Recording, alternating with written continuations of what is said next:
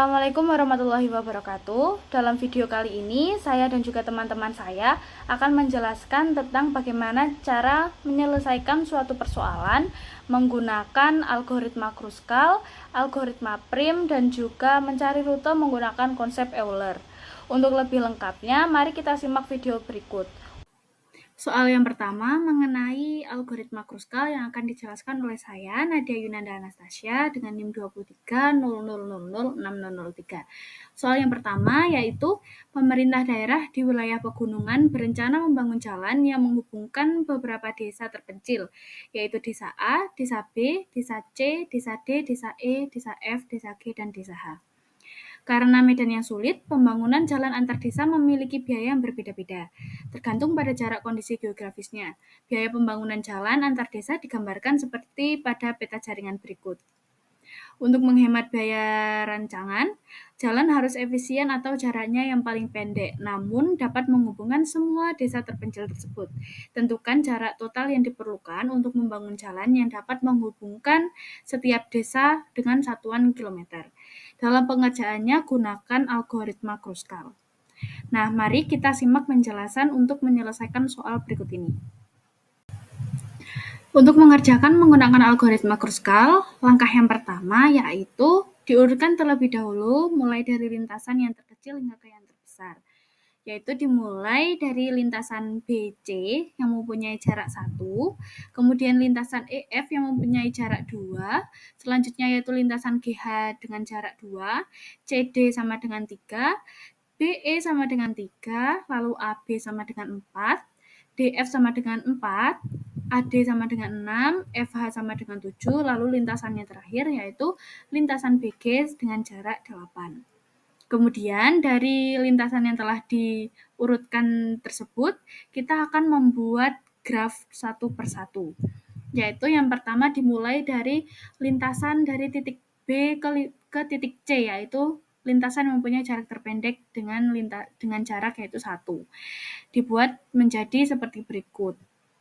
Selanjutnya kita cek, kita akan menggunakan lintasan yang terpendek selanjutnya, yaitu terdapat lintasan yang memiliki jarak 2, yaitu lintasan EF dan lintasan GH. Kita cek terlebih dahulu pada graf awal, apakah jika EF dan GH dimasukkan atau dihubungkan, akan terbentuk sebuah sirkuit atau tidak. Kita cek terlebih dahulu, EF berada di sini dan GH berada di sini. Jika disambungkan, maka tidak terjadi sirkuit, sehingga lintasan EF dan lintasan GH dapat dicantumkan. Kemudian, kita cek kembali, yaitu pada lintasan selanjutnya, dengan jarak selanjutnya, yaitu terdapat lintasan berjarak 3, yaitu lintasan CD dan lintasan BE. Kita cek kembali apabila lintasan CD dan BE ini ditambahkan, apakah akan terbentuk sebuah sirkuit. Kita cek mulai dari lintasan CD. Apabila lintasan CD ini ditambahkan, apakah akan terbentuk sirkuit? Tentu jika ditambahkan tidak ya, setelah kita cek pada graf yang pertama, sehingga lintasan CD dapat ditambahkan. Selanjutnya, lintasan BE apabila ditambahkan, apakah akan terbentuk sebuah sirkuit?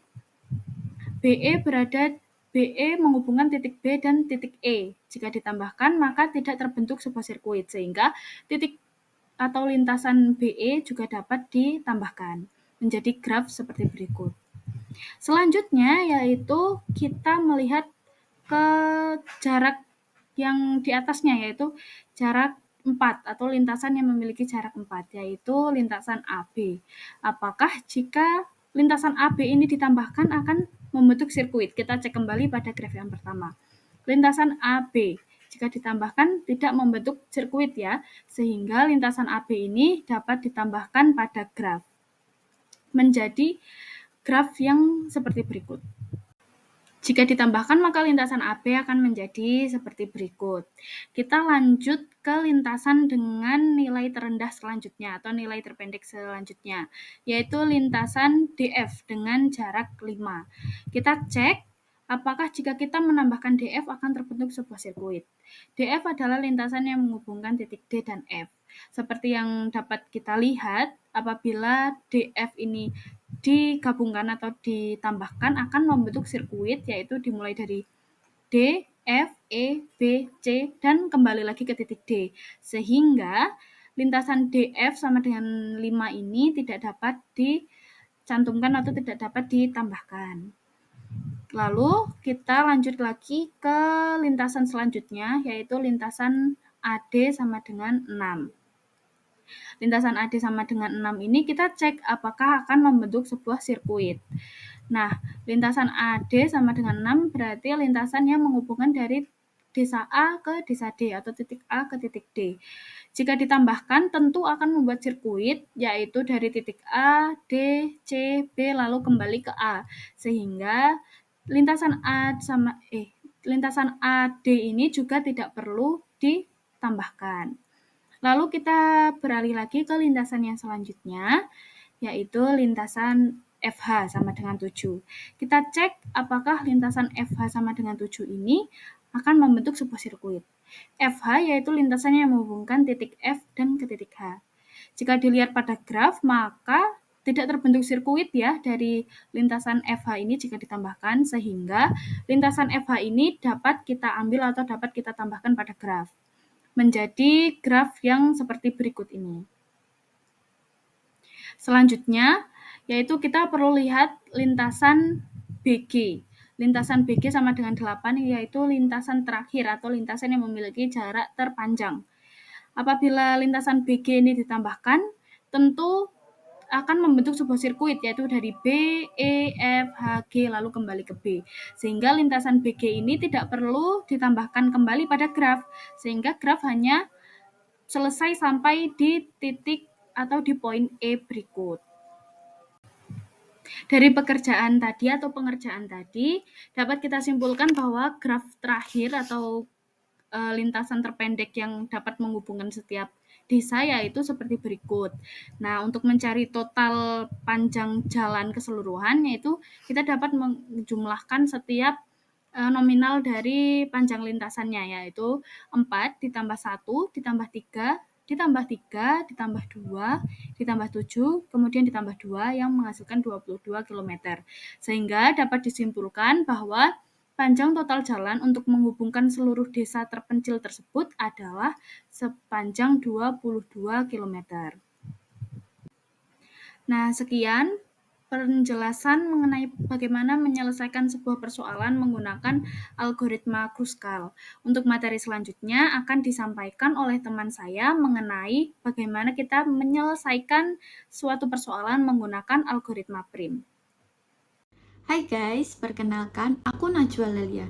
Di sini kita akan membahas mengenai soal nomor 2, di mana pada soal kali ini kita akan diberikan suatu permasalahan yaitu tentang Pemerintah Kabupaten Pati merencanakan pembangunan jaringan kabel listrik bawah tanah untuk menghubungkan beberapa kecamatan utama demi meningkatkan efisiensi distribusi energi listrik. Karena anggaran yang terbatas, maka jaringan kabel yang dibangun harus memiliki total jarak kabel seminimal mungkin. Namun, tetap dapat menghubungkan seluruh kecamatan yang direncanakan. Berikut ini adalah tabel jaringan antara kecamatan yang diukur dalam satuan kilometer. Pada tabel berikut memiliki keterangan yaitu angka 1 menandakan kecamatan Pati, angka 2 menandakan kecamatan Margorejo, angka 3 yaitu kecamatan Gabus, 4 kecamatan Jaken, 5 kecamatan Juwana, 6 kecamatan Trangkil, 7 kecamatan Batangan, 8 kecamatan Winong, dan yang ke-9 yaitu kecamatan Telogowungu. Untuk menghemat biaya pembangunan, jaringan kabel harus dirancang seefisien mungkin. Tentukan total panjang kabel minimum yang dibutuhkan agar semua kecamatan dapat terhubung menggunakan algoritma prim. Lalu, bagaimana cara pengerjaannya? Yuk kita kerjain bersama-sama. Dalam permasalahan diberikan suatu tabel berisikan data jarak antar kecamatan dan juga diketahui permasalahan tersebut akan diselesaikan dengan algoritma prim. Seperti yang telah kita ketahui, algoritma prim ini dimulai dari satu simpul dengan simpul yang belum dilalui yang akan dihubungkan oleh suatu sisi namun tidak diperbolehkan membentuk suatu sirkuit. Pada intinya, algoritma prim ini berfokus pada simpul atau titik. Oke, mari kita selesaikan bersama-sama. Pertama-tama, kita akan menganalisis data yang diberikan. Lalu, pada data yang telah diberikan, kita cari bobot yang paling terkecil. Pada tabel berikut terdapat bobot paling kecil yaitu 10. Pada tabel pula memperlihatkan bahwa bobot 10 ini menghubungkan simpul 2 dan 3. Setelah kita ketahui, lalu kita dapat menggambar simpul 2 dan 3 yang dihubungkan oleh sisi yang berbobot 10. Setelah mengetahui simpul 2 dan 3 yang berbobot 10, selanjutnya kita dapat mencari bobot yang senilai dengan bobot 10, yaitu terdapat pada simpul 5 dan 6. Kali ini kita gambar tidak dapat berhubungan, karena pada sisi 2 dan 3 dengan sisi 5 dan 6 tidak berhubungan atau tidak saling terhubung. Maka kita gambar secara terpisah. Karena yang berbobot 10 sudah habis, kita lanjutkan ke langkah selanjutnya.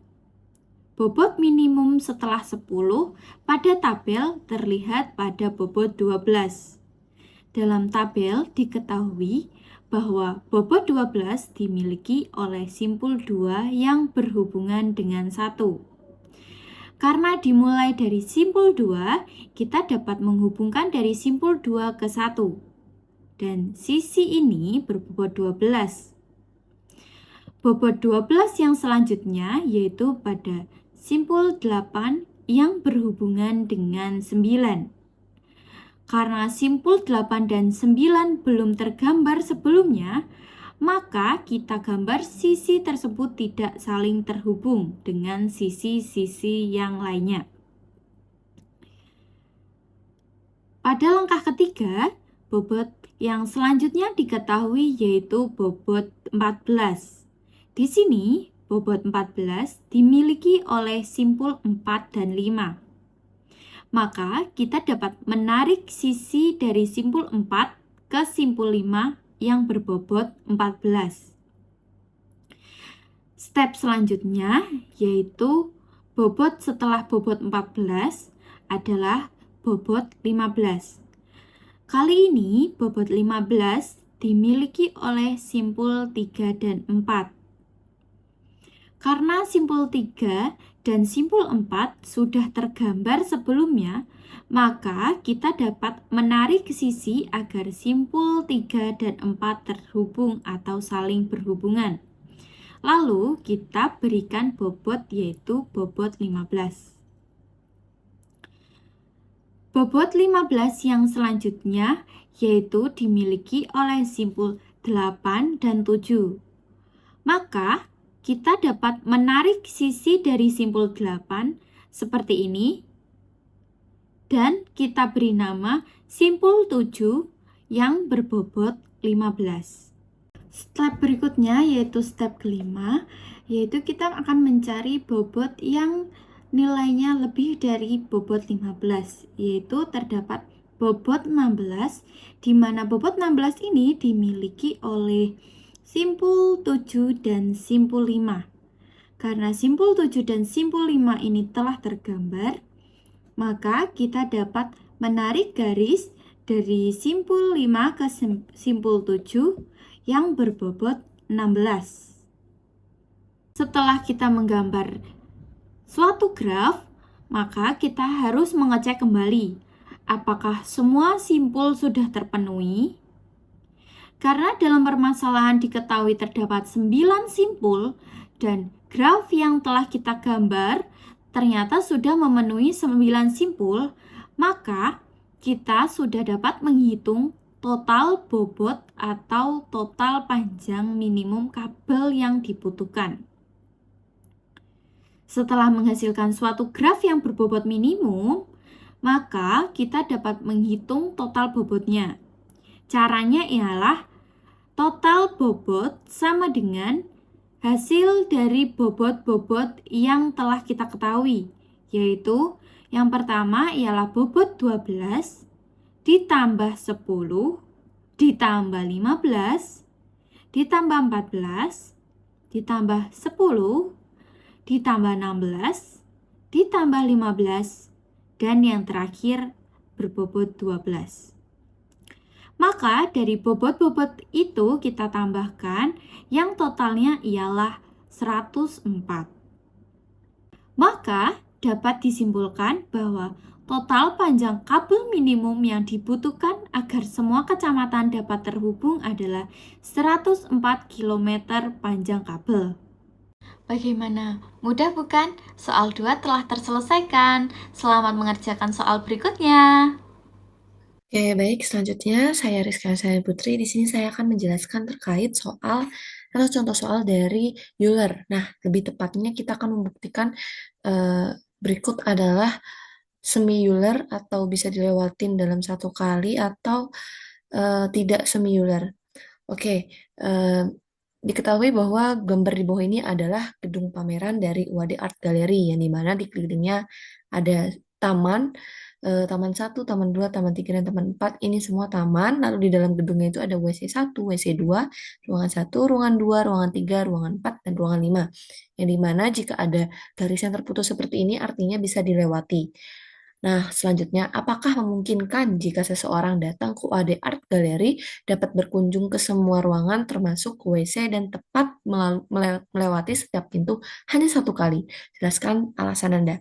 Baik, yang kita ketahui bahwasannya jika pertanyaan seperti ini mengacu kepada apakah lintasan Euler terdapat pada gambar Dina ini bisa dikatakan semi Euler itu apabila suatu titiknya tidak melebihi dua titik yang mempunyai derajat ganjilnya. Jadi semisal ada lebih dari dua titik yang memiliki derajatnya ganjil, maka dikatakan tidak semi Euler atau tidak Euler, yang dimana juga tidak bisa dilewati setiap pintunya hanya satu kali. Tapi apabila jika hanya ada kurang dari sama dengan dua titik yang mempunyai derajat ganjil, maka bisa dikatakan semi Euler atau memiliki lintasan Euler, yang dimana berarti bisa dilewati setiap pintunya hanya satu kali. Oke, mari kita buktikan. Langkah pertama yaitu kita perlu membuat grafnya dari sebuah denah ini. Jadi kita mungkin dari luar terlebih dahulu bahwasannya taman ini bisa kita tulis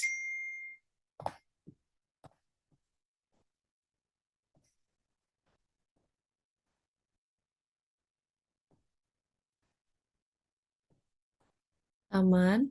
Nah, taman ini itu menuju kepada contohnya adalah WC 1, WC 2, lalu bisa ke ruangan 1 dan ruangan 2. Selebihnya mereka tidak ada celah untuk masuk ke ruangan 3, 4, maupun 5. Jadi bisa kita tuliskan taman ini bisa ke WC 1, lalu bisa ke WC 2,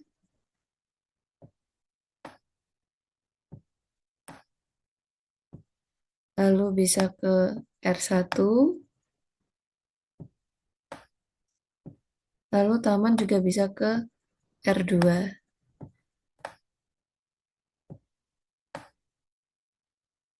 Nah, selanjutnya kita lakukan dari WC 1, WC 2 terlebih dahulu.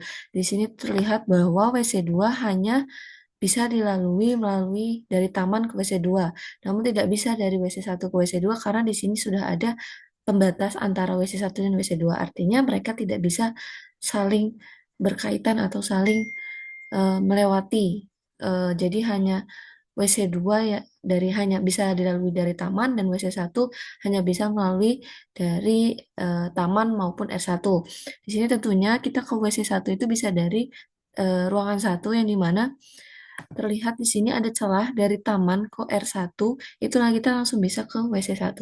Jadi bisa kita tuliskan WC 1 dan R1 ini memiliki derajat juga atau sisi yang menghubungkan dua ruangan tersebut. Selanjutnya itu R1. R1 hanya bisa ke WC 1 dan taman. Selanjutnya ke R2. Nah, di R2 ini kita bisa melalui untuk ke ruangan R5. Jadi kita bisa tuliskan setelah R2 ini ada yang namanya R5. Nah, dari R5 ini kita bisa memasuki ruangan selanjutnya, yaitu di sini ada celah untuk ke ruangan selanjutnya, yaitu ruangan R4. Bisa kita tuliskan R4. Oke. Nah, selanjutnya dari R4 ini kita bisa lanjut ke R3.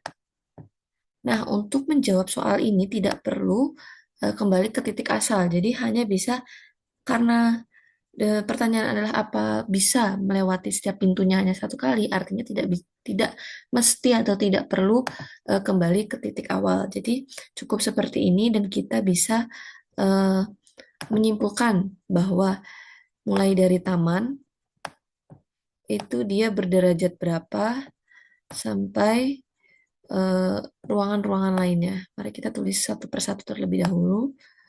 Untuk taman, WC1, WC2,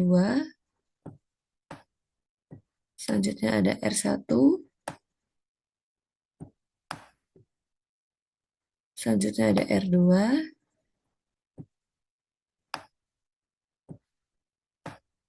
R3, oh sorry, kita agak geser sedikit aja. R3, R4, dan R5. Nah, dari sini kita bisa melihat, kita lihat dari taman ini. Apakah taman ini memiliki sisi atau yang kita bisa sebut derajat dari apa ruangan tersebut. Nah, taman ini kan bisa ke WC2, itu artinya 1 derajat. Dan selanjutnya ada WC1, R1, dan R2. Artinya dia memiliki 4 derajat. WC2, WC1, dan R4. R1 juga R2, sorry. Jadi di sini kita bisa tuliskan bahwa taman memiliki 4 derajat. Nah, selanjutnya itu WC1. WC1 hanya bisa ke R1 dan taman, yang dimana artinya memiliki 2 derajat. Selanjutnya ada WC2, yaitu hanya bisa untuk melalui ke taman maupun sebaliknya. Untuk ke WC2 hanya bisa melalui taman. Jadi artinya hanya memiliki 1 derajat saja. Untuk R1 bisa kita lihat di sini dia bisa mengakses ke ruangan WC1 juga taman, yang dimana berarti artinya memiliki 2 derajat. Yang kedua yaitu R2, di mana di R2 ini bisa melalui untuk ke taman maupun ke R5. Bisa kita tuliskan bahwasannya R2 memiliki derajat 2. Selanjutnya itu R3. R3 hanya bisa dilalui atau untuk melalui R4. Artinya hanya memiliki 1 derajat. Lalu R4 ini bisa ke R3 dan R5, artinya memiliki 2 derajat. Yang terakhir R5 bisa ke R2 dan ke R4, artinya memiliki 2 derajat. Nah, dari sini kita bisa melihat bahwasannya yang memiliki derajat ganjil hanya WC2, yaitu memiliki 1 derajat, dan R3. Artinya dari 2 kesimpulan atau 2 yang kita dapat, hasil yang kita dapat, hanya ada 2 titik yang memiliki derajat ganjil. Artinya denah ini termasuk ke dalam atau memiliki lintasan Euler. Kita tulis L Euler.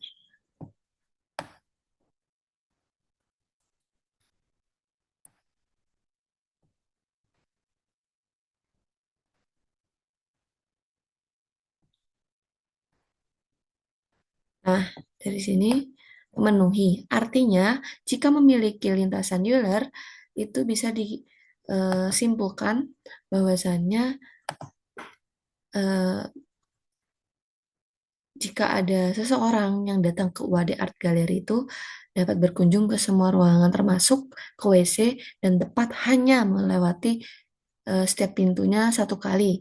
Jadi dari jawaban yang kita dapat ini bisa dilalui dengan 1 kali untuk mendapatkan semua pintu. Jadi sekian untuk penjelasan dari kami terkait contoh soal dari Kruskal, Prim, dan Euler. Mohon maaf jika banyak kekurangan dari penjelasan materi yang telah kita lakukan sebelumnya. See you next video. Terima kasih sudah menonton and Assalamualaikum warahmatullahi wabarakatuh.